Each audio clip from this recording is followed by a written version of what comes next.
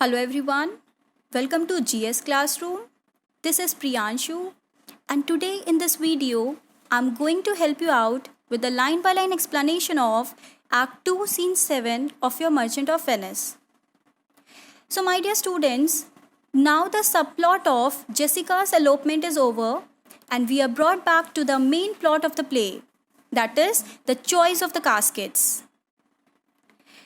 So in Act 2, Scene 1, we were introduced to one of the suitors of Portia, that is, the Prince of Morocco. Also, at the end of the Scene 1, the prince was about to visit temple to take the oaths before making his choice. So now here in this scene, we will see that after his visit to the temple, he is ready to choose the casket. And also he makes an effort to choose the right casket to win Portia and marry her. So that is the only reason this scene is popularly known as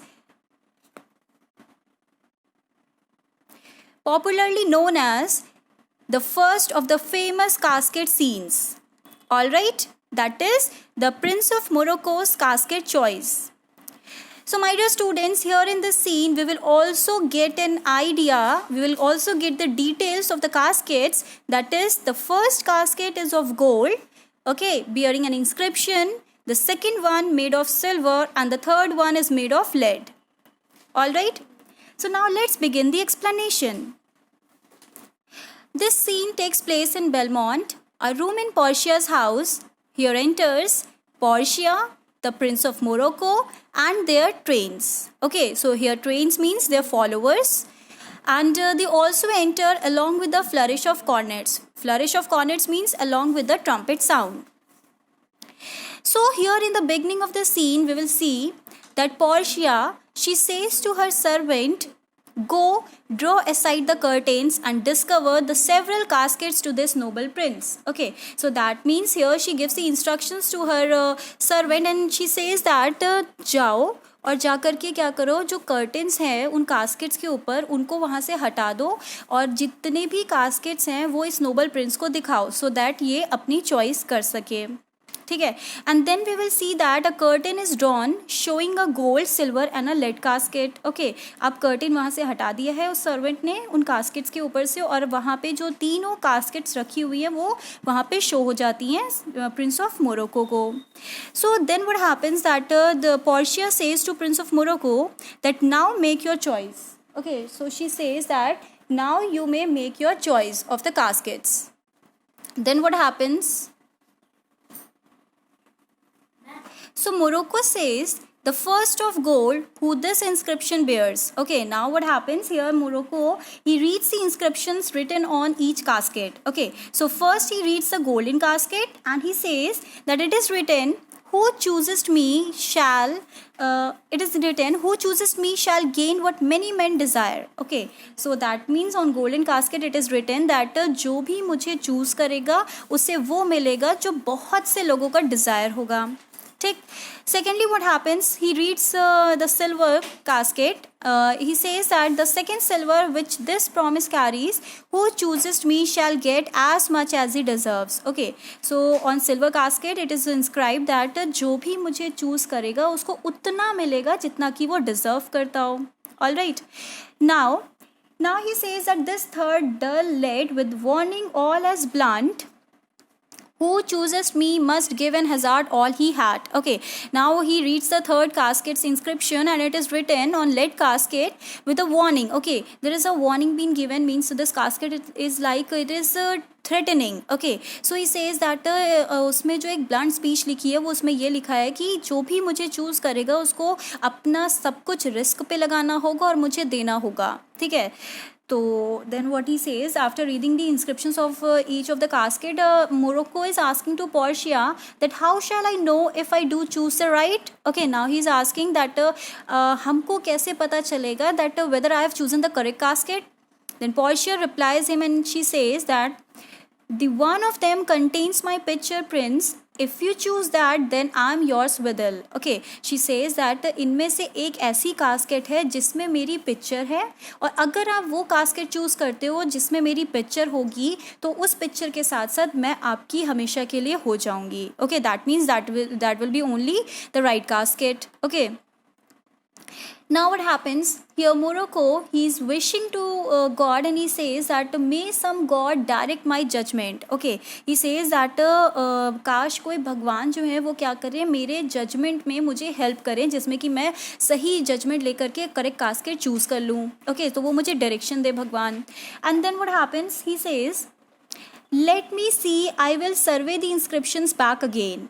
okay, अब वो कहता है चलो ठीक है, अब देखते हैं, मैं फिर से इंस्पेक्ट करता हूँ इन सारे इंस्क्रिप्शंस को, लेकिन रिवर्स ऑर्डर में. ठीक है, जैसे कि पहले उसने क्या किया था, गोल्ड कास्केट का इंस्क्रिप्शन रीड किया था, देन सिल्वर, देन लेड. अब वो कह रहा है मैं रिवर्स ऑर्डर में क्या करूँगा, इनको रीड करूँगा. ठीक है, इन पर लिखे हुए इंस्क्रिप्शंस को. सो फर्स्ट वो किसका इंस्क्रिप्शन रीड करता है, लेड कास्केट का. कहता है What says this leaden casket? Okay, now he's asking कि अब ये जो lead casket है ये क्या कह रही है. Then he reads the inscription. It is written, who chooses me shall give and hazard all that he had. Okay, कहता है कि उस पर लिखा हुआ है कि जो भी मुझे चूज़ करेगा उसको देना पड़ेगा और रिस्क पे लगाना पड़ेगा जो कुछ भी उसके पास है. ठीक, फिर कहते हैं must give for what? For lead, hazard for lead. This casket threatens men that hazard all do it in hope of fair advantages. A golden mine stoops not to show off draws, so I will then nor give nor hazard aught for lead. Okay.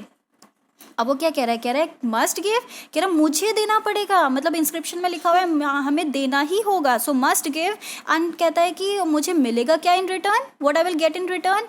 तो कहता है कि risk लूँ, वो भी lead के लिए. कहता है कि ये जो कास्केट है ना वो एक डिसमिल वार्निंग कंटेन कर रही है, एक तरह से थ्रेटन कर रही है, धमका रही है. ठीक है, तो कहता है कि कोई भी इंसान अगर अपना सब कुछ रिस्क पे लगाता है तो वो किस उम्मीद के साथ लगाता है कि उसको इन रिटर्न कुछ एक बहुत बड़ा रिवॉर्ड मिलेगा. Okay, so man who risk everything do so in the hope of a great reward. तो कहता है कि कोई भी अगर समझदार इंसान होगा ना तो कभी भी इतनी वर्थलेस चीज़ को ऑप्ट नहीं करेगा. ठीक है, सो कहता है so I will not give anything nor risk anything. ठीक है, ना मैं कुछ दूंगा ना ही मैं अपना कुछ भी रिस्क पे लगाऊंगा. ऑलराइट, इतना वो मेंशन कर देता है. देन व्हाट हैपेंस, सी अब क्या होता है कि यहाँ पे it is given that what says the silver with her virgin hue. Okay, अब वो कहता है कि चलो ठीक है, अब मैं ये तो चूज़ नहीं करूँगा, मैं देखता हूँ कि ये जो सिल्वर कास्केट वो अपने प्योर और प्योर कलर से क्या कह रही है. ठीक है, तो उस पर इंस्क्रिप्शन लिखा होता है कि Whoever chooses me shall get as much as he deserves. ठीक है, उस पर लिखा हुआ है कि जो भी मुझे चूज़ करेगा उसको उतना मिलेगा जितना कि वो डिज़र्व करता होगा. जैसे ही वो इतना रीड करता है वो कहता है as much as he deserves. कहता है pause there Morocco and weigh thy value with an uneven hand. Okay, अब वो अपने आप से ही बात करते हुए बोलता है, कहता है कि अब मोरोको अब रुक जाओ. ठीक है, कहता है और अपनी वैल्यू को इम्पार्शियल होकर के क्या करो, जज करो एक बार. ठीक है, कि तुम मतलब किस तरह के इंसान हो, कितना डिजर्व करते हो. Then he says that if thou best rated by thy estimation, thou dost deserve enough, and yet enough may not extend so far as to the lady, and yet to be afraid of my deserving were but a weak disabling of myself. Okay, अब वो क्या कह रहा है, कह रहा है कि लेकिन एक चीज़ ये भी है, कहता है कि देखो मैं अगर अपने स्टैंडर्ड्स और अपने मेरिट्स को अगर मैं जज करता हूँ, ठीक है, वो भी इम्पार्शियल होकर के, तो मेरे मेरिट्स और स्टैंडर्ड्स तो बहुत हाई हैं. ठीक है, लेकिन फिर भी कितने भी हाई क्यों ना हो, लेकिन उतना सफिशिएंट नहीं है कि मैं इस फेयर लेडी को विन कर सकूँ, दैट मीन्स पोर्शिया को. ठीक, फिर वो क्या कहता है, कहता है and yet to be ensured of what I deserve is a sign of weakness which would bring discredit on myself or which may work against my chances of winning the lady. अब वो क्या कह रहा है कि लेकिन अगर मैं ऐसा सोचता हूँ कि मेरे मेरिट्स उतने भी नहीं हैं कि मैं उस फेयर लेडी पोर्शिया को विन कर सकूँ, सो दैट मीन्स ये तो क्या हो गया, एक वीकनेस का साइन हो गया ना. तो कह रहा है कि फिर अगर थोड़ी बहुत जो मेरे चांसेस भी हैं उसको विन करने के, वो भी क्या हो जाएंगे, वो चले जाएंगे. ठीक है, तो वो कहता है इसीलिए अब मैं ये कहना चाहता हूँ, कहता है कि as much as I deserve ना, यही तो बात है। तो कहता है वाई, दैट्स अ लेडी। कहता है ठीक है, तब तो फिर मैं इस लेडी को ही डिजर्व करता हूँ, दैट मीन्स पोर्शिया को मैं डिजर्व करता हूँ, ठीक। और वो क्या कहता है, कहता है अब यहाँ पे वो रीज़न देगा कि क्यों और कैसे वो पोर्शिया को डिजर्व करता है, ठीक। तो अब वो क्या बताता है, कहता है I do deserve her in birth and in fortunes and in graces and in qualities of breeding, okay, but more than these in love I do deserve, ठीक है। अब वो क्या बताता है, कहता है कि देखो मैं पोर्शिया को इसलिए डिजर्व करता हूँ just because of my royal birth, my wealth and my virtues and also my upbringing, ठीक है। ये 4 ऐसे रीज़न है जिसकी वजह से मैं पोर्शिया को डिज़र्व करता हूँ। पहली चीज़ मेरा जो वेल्थ है, ठीक है, मेरे जो रॉयल बर्थ है, ठीक है, मेरे क्वालिटीज़ हो गई, और जिस तरह से मुझे पाल पोस के बड़ा किया गया, इन सारे रीजंस की वजह से मैं क्या करता हूँ, मैं पोर्शिया को डिज़र्व करता हूँ। फिर वो ये कहता है कि लेकिन इससे भी ऊपर अगर कोई रीज़न है जिसके लिए मैं पोर्शिया को डिज़र्व करता हूँ, वो ये है that due to the love I have for her, okay, कि जो प्यार मैं उससे करता हूँ पोर्शिया से, उसकी वजह से क्या है कि मैं जानता हूँ कि मैं पोर्शिया को डिज़र्व करता हूँ। All right, and then what happens, he says that what if I strayed no further but chose here, let's see once more this saying engraved in gold, okay, see now what happens, he says what if I don't go any further but choose this casket, कहता है कि तो क्या अगर मैं और आगे ना बढ़ूँ और मैं इसी कास्केट को अगर चूज़ कर लूँ तो, क्योंकि मैं तो डिज़र्व करता ही हूँ पोर्शिया को, ठीक है, और इंस्क्रिप्शन भी वही लिखा हुआ है as much as I deserve. तो कहता है कि चलो अच्छा ठीक है, एक बार क्या करते हैं, एक बार देख लेते हैं कि गोल्डन कास्केट पे क्या इंस्क्राइब्ड है, ठीक है। तो let me read once again the inscription engraved on the golden casket. All right, so what happens that अब वो गोल्डन कास्केट पे जब वो रीड करता है तो उस पर क्या लिखा है कि who chooses me shall gain what many man desires, okay. अब उस पर लिखा है कि जो भी मुझे चूज़ करेगा उसको वो मिलेगा जो कि बहुत सारे लोगों का क्या है, डिज़ायर है, ठीक है। तो वो जैसे ही ये रीड करता है इंस्क्रिप्शन, वो क्या कहता है, कहता है why, that's the lady all the world desires her, from the 4 corners of the earth they come to kiss this shrine, this mortal breathing saint, okay। अब वो क्या कहता है, कहता है कि ये तो वही पोर्शिया ही है, ठीक है, पूरा जो वर्ल्ड है वो पोर्शिया को ही डिज़ायर करता है। कैसे, तो वो उसको प्रेज करते हुए बोलता है कि वर्ल्ड के यानी कि अर्थ के चारों कॉर्नर से जितने भी प्रिंस हैं वो सब आए हुए हैं पोर्शिया को विन करने के लिए, ठीक। प्लस पोर्शिया को यहाँ पे वो प्रेस करते हुए, उसकी तारीफ करते हुए वो क्या बुलाता है उसको, वो बोलता है that Portia is a saint, ठीक है। और उसका जो रेसिडेंस है वो क्या है, उसका जो घर है वो एक टेम्पल है जहाँ पे बहुत से लोग जो हैं वो उसको अपना होमेज पे करने के लिए आए हैं, ठीक है। किसको, तो वो पोर्शिया जो कि फ्लैश एंड ब्लड सेंट है, ठीक है, एक ह्यूमन फॉर्म में क्या है, एक सेंट है। तो इतना बोलने के बाद क्या होता है, वो कहता है The hurricane deserts and the vasty wilds of wild Arabia are as thoroughfares now for princes to come view fair Portia. Okay, अब वो यहाँ पे क्या करता है, कहता है कि इवन जो हरिकेन डेजर्ट्स हैं, ठीक है, अब वो यहाँ पे कह रहा है कि जितने भी मान लो पर्शियन डेजर्ट्स हो गए या फिर वास्ट अरेबिया की जो वाइल्डरनेस है इतनी ज़्यादा, ठीक है, वो सब क्या है, वो सब एकदम हाईवेज बन गए, एकदम स्मूथली। क्या हुआ कि प्रिंस लोग जो हैं वो वहाँ से आकर के पोर्शिया के पास आए हैं उसको विन करने के लिए, ठीक है। इवन जो वाटरी किंगडम्स हैं, ठीक है, जिनकी एम्बिशियस हीट जो है spits in the face of heaven is no bar to stop the foreign spirits, okay. अब वो क्या कह रहा है कि इवन जो ओशियंस हैं जहाँ पे फ्लड आया हुआ है, मीन्स उनकी जो फायर्स वेव्स हैं वो इतनी ऊंची ऊंची उठ रही हैं एज इफ़ कि वो हेवन तक पहुँच रही हैं उनकी लहरें। तो वो कह रहा है कि इवन वो भी जो ओशियंस हैं इस तरह के, वो भी एज अ हर्डल या एज अ ऑब्स्टेकल नहीं साबित हुए, या फिर वो इन सूटर्स को नहीं रोक पाए अब्रॉड से आने में, ठीक है।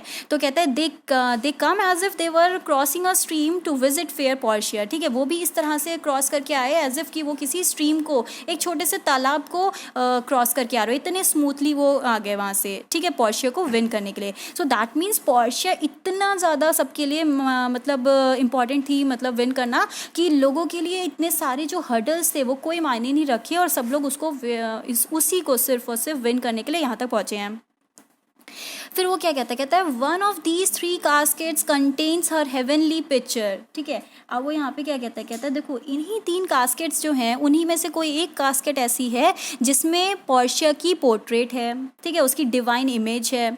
तो कहता है अब यहाँ पे सोच रहा है, ठीक है, अब कहता है कि is it like that lead contains her, ठीक है। अब वो सोचता है, कहता है कि क्या ऐसा हो सकता है कि लेड कास्केट जो है वो पोर्शिया की पोर्ट्रेट जो है वो कंटेन करता हो, ठीक है। तो कहता है खुद ही उसका आंसर देते हुए that it were damnation to think so base a thought, it were too gross to rib her cerecloth in the obscure grave. Okay, कहता है कि ये तो बहुत ही मतलब मेरे लिए एज अ डैमनेशन होगा, it would be bad to think so low a thought, ठीक है। कहता है कि इतना अगर मैं छोटा सोच रहा हूँ तो ये तो मेरे लिए एकदम डैमनेशन की तरह है, ठीक है, मुझे कर्स मिलेगा। कहता है कि ये क्या है लेड, ये तो बहुत ही ऑर्डिनरी मेटल है, ये इतना ऑर्डिनरी मेटल है कि इसमें तो इवन पोर्शिया की वाइंडिंग शीट तक ना रखी जाए जब उसको डार्क ग्रेव में ले जाया जाएगा। सो वाइंडिंग शीट यहाँ पे मतलब क्या हो गया, जो कफन होता है, ठीक है, एक डेड बॉडी के ऊपर जो कफन डाला जाता है। तो कह रहा है कि इतना ऑर्डिनरी मेटल है ये लेड कास्केट कि इसमें तो उसकी वाइंडिंग शीट भी ना रखी जाए जब उसको डार्क ग्रेव में ले जाया जाएगा, यानी कि कॉफिन में, नीचे कब्र में, ठीक। फिर वो कहता है कि और shall I think in silver she is immured, ठीक है। अब सेकेंडली वो क्या सोचता है, कहता है कि क्या ऐसा मैं सोच सकता हूँ कि वो सिल्वर कास्केट में होगी उसकी पोर्ट्रेट, ठीक है। तो कहता है being 10 times undervalue to tried gold, ठीक है। अब कहता है कि लेकिन एक चीज़ ये भी है कि जो सिल्वर है वो क्या है कि 10 टाइम्स हम कह सकते हैं कि वो उसकी जो वैल्यू है वो गोल्ड के कंपैरिजन कम है, ठीक है। वो 1/10 है, मतलब गोल्ड का, प्योर गोल्ड के कंपैरिजन उसकी जो वैल्यू है वो 1/10 ही है। तो कह रहा है क्या मैं ऐसा सोच सकता हूँ कि ये ऐसे सिल्वर में हो सकती है। कहता है कि ये तो एक बहुत ही विकेड थॉट होगा ऐसा सोचना, क्योंकि इतना रिच जेम, कहता है कि O sinful thought never so rich a gem was set in worse than gold. कह रहा है इतना जो रिच जेम है पोर्शिया जैसा, ठीक है, वो कभी भी गोल्ड के अलावा किसी और चीज़ में सेट हो ही नहीं सकता, ठीक है, किसी भी मतलब कास्केट में नहीं हो सकता। पोर्शिया इतनी ब्यूटीफुल है, सो उसकी जो पिक्चर है वो भी किसी और कास्केट में नहीं हो करके बल्कि वो ब्यूटीफुल गोल्डन कास्केट में ही होगी, ठीक है। इतना वो बोलता है या ऐसा वो सोचता है, ठीक है।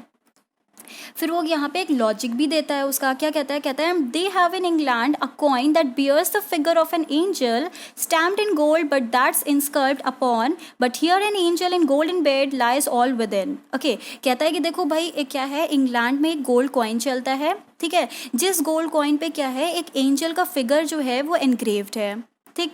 तो वो कहता है कि जिस तरह से एक इंग्लैंड में जो गोल्डन कॉइन है उसमें एक एंजल का पिक्चर या फिगर जो है वो एनग्रेव्ड है, स्टैम्प्ड है उसके ऊपर, सो वैसे ही यहाँ पे जो एंजल है बेलमोंट में वो कौन है, वो यहाँ पे कौन है, वो पोर्शिया है। तो वो किसी भी और कास्केट में ना हो करके वो किस में होगी, वो गोल्डन कास्केट में ही होगी डेफिनेटली। ओके, फिर वो कहता है कि deliver me the key here do I choose and thrive I as I may. Okay, कहता है मुझे ये इस कास्केट की दे दो, मैं इस कास्केट को ओपन करूंगा, ठीक है। I am going to choose this casket, I choose this casket whatever be my chances of success, ठीक है, भले ही कोई भी मेरे सक्सेस के चांसेस हो लेकिन मैं फाइनली इसी कास्केट को चूज करूंगा, that is the golden casket. Okay, see यहाँ पे आप लोगों से बहुत ही इंपॉर्टेंट 3 क्वेश्चंस पूछे जाएंगे कि उसने सिल्वर ना चूज करने का क्या रीजन दिया, ठीक है, लेड ना चूज़ करने का क्या रीज़न दिया और गोल्डन चूज़ करने का क्या रीज़न दिया और कौन सी कास्केट चूज़ की थी, ठीक है। ये 4 क्वेश्चंस इसमें बहुत इंपॉर्टेंट है, तो आप देख लीजिएगा कि उसने लेड ना चूज़ करने का ये बोला कि इतना ऑर्डिनरी मेटल है कि इसमें तो उसकी वाइंडिंग शीट भी ना रखी जाए, ठीक। सेकेंड, उसने यहाँ पे सिल्वर के लिए ये बोला था कि वो 1/10 वैल्यू है उसकी प्योर गोल्ड के कंपैरिजन, तो ऐसा रिच जेम जो है वो गोल्ड में ही हो सकता है, सिल्वर में कभी नहीं हो सकता। और फिर वो बताता है गोल्ड में इसलिए होगा क्योंकि जिस तरह से इंग्लैंड में कॉइन होता है गोल्ड का, उसमें एक एंजल की फिगर जो है वो एनग्रेव्ड है, इन द सेम वे यहाँ पे जो एंजल है वो पोर्शिया और वो none other than golden casket में ही होगी, ठीक।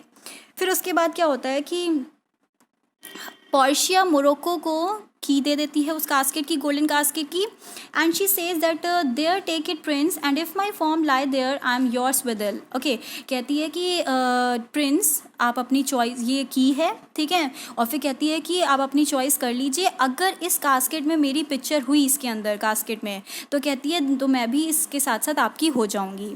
All right, so now the Prince of Morocco unlocks the golden casket. All right. So as soon as he unlocks the golden casket, what happens? He says that, oh hell, what have we here? a carrion death within whose empty eye socket there is a written scroll. I will read the writing. Okay, now what happens, अब वो एकदम से shocked हो जाता है, ठीक है, और वो बोलता है कि ओ हेल, ठीक है, कहता है हमने इसमें क्या मिला हमें, कहता है एक डेड स्कल जिसकी हॉलो आई सॉकेट में क्या है, एक रोल ऑफ पेपर है जिस पे कुछ लिखा हुआ है। कहता है चलो मैं रीड करता हूँ फिलहाल इसे। देन व्हाट हैपन्स, अब देखिए सबसे पहले तो ये जो पिक्चर मैंने इसमें शो की है वो इसलिए शो की है सो दैट आपको एक इमेजिनेशन के थ्रू आप समझ पाओ कि किस तरह का उसके अंदर से एक स्कल निकला है, ठीक है। एक स्कल है, उस स्कल की जो हॉलो आई सॉकेट है, ठीक है, उसके अंदर एक पेपर लिखा है जिसके ऊपर कुछ रिटन नोट है, ठीक है, जिसको अभी मोरोको रीड करेगा, ठीक है। और ये जो स्कल है वो कुछ इस तरह का होता है, मतलब रियल में, लेकिन यहाँ पे एक मैंने सिर्फ आपको ये शो करना चाहा था कि ये जो रोल ऑफ पेपर है वो उसके आई सॉकेट में है, ये चीज़ आप याद रखिएगा, इसीलिए मैंने ये दो पिक्चर्स यहाँ पे आपको शो की हुई हैं, ठीक है। अब जब वो रीड करता है यहाँ पे, ठीक है, कि उस नोट में क्या लिखा हुआ है, तो जो आई सॉकेट से उसको मिला है, तो उसमें लिखा हुआ है that all that glisters is not gold. Often have you heard that told. Many a man his life had sold, but my outside to behold.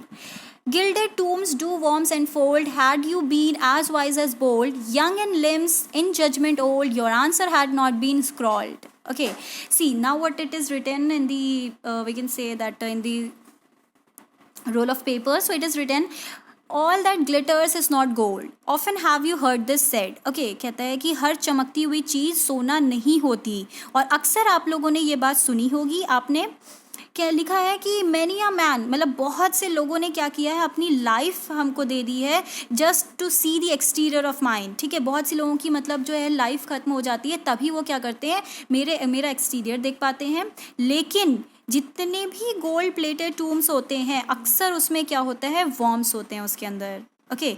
और फिर उसमें लिखा हुआ है नोट में कि अगर जितना भी तुम मतलब करेजियस थे, ठीक है, अगर तुम उतने ही वाइस भी होते, ठीक है, और तुम्हारा एक एक्सपीरियंस जजमेंट होता तुम्हारी यूथफुल बॉडी में, तो कभी भी तुम इस तरह का आंसर जो है वो तुम्हारे स्क्रॉल पे नहीं आता, ठीक है, अपीयर नहीं करता। तो दैट मीन्स उसमें क्या लिखा हुआ है कि अगर तुम जितने करेजियस थे, जितने ब्रेव थे, अगर उतने वाइस भी होते ना, मतलब समझदार भी होते, तो क्या होता कि कभी भी मतलब और अपने एक्सपीरियंस के बेसिस पे ही जजमेंट भी लेते सोच समझ के, तो क्या होता कि कभी भी इस तरह का स्क्रॉल पे तुम्हारा आंसर नहीं अपीयर करता।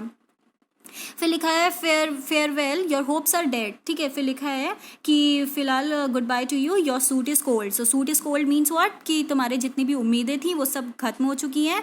इंडीड इट्स अ डिसअपॉइंटमेंट, ठीक है। लिखा है कि your labour is lost and therefore farewell heat and welcome Frost. Okay, अब लिखा हुआ है कि अब तुम्हारी लाइफ में क्या है, तुम बस डिसअपॉइंटमेंट आ चुका है, तुम्हारी जितनी भी मेहनत थी, तुम्हारा लेबर था, वो सब लॉस्ट हो चुका है। So bid good bye to your love and welcome disappointment in your life. Okay, so finally क्या होता है कि यहाँ पे प्रिंस ऑफ मोरोको क्या करता है, वो यहाँ पे पोर्शिया के पास आता है, उसको बोलता है कि Portia adieu, I have too grieved a heart to take a tedious leave, thus losers part, ठीक है। अब वो कहता है कि good bye to you Portia, I am too sad at heart to bid a more formal farewell. Okay, अब कहता है मैं बहुत दुखी हूँ, दिल से बहुत दुखी हूँ कि तुमको मैं इतना फॉर्मल फेयरवेल बिड कर रहा हूँ, लेकिन क्योंकि एक लूज़र को यहाँ से चले जाना चाहिए, सो मैं यहाँ से क्या कर रहा हूँ, लीव कर रहा हूँ। Okay, and then what happens that here Prince of Morocco leaves along with his followers and along with the trumpet sound. Okay, so now what happens that here Portia, she says, a gentle riddance, draw the curtains go and let all of his complexion choose me so. Okay, now what happens, she says, चलो अच्छा छुटकारा मिला, ठीक है, बहुत अच्छा riddance मिला अच्छे से, और कहती है कि draw the curtains and let us go, ठीक है, कहती है चलो अब सब लोग मतलब इस पे कास्केट्स के ऊपर कर्टेंस डाल दो और अब हम यहाँ से चलते हैं। और मैं बस ये विश करती हूँ, ये होप करती हूँ कि इसके कॉम्प्लेक्शन की तरह जितने भी सूटर्स यहाँ पे आएंगे सेम कॉम्प्लेक्शन के, वो सब लोग इसी तरह से सिमिलर चॉइस करें, ठीक है, मतलब रॉन्ग चॉइस करके जाएं। सो यहाँ पे हमें पोर्शिया के बारे में ये पता चलता है कि वो एक तरीके की रेसिस्ट है, ठीक है, वो भी रेसिज्म यहाँ पे कर रही है, तो इसीलिए वो कह रही है कि जो जितने भी पीपल उसके तरह सूटर्स होंगे उसके कॉम्प्लेक्शन के, वो सब क्या करें, वो इसी तरह की चॉइस करके जाएं यहाँ से। All right, so here the scene ends and in next video I will be explaining act to scene 8. For any doubt, you may write in the comment section. Thank you.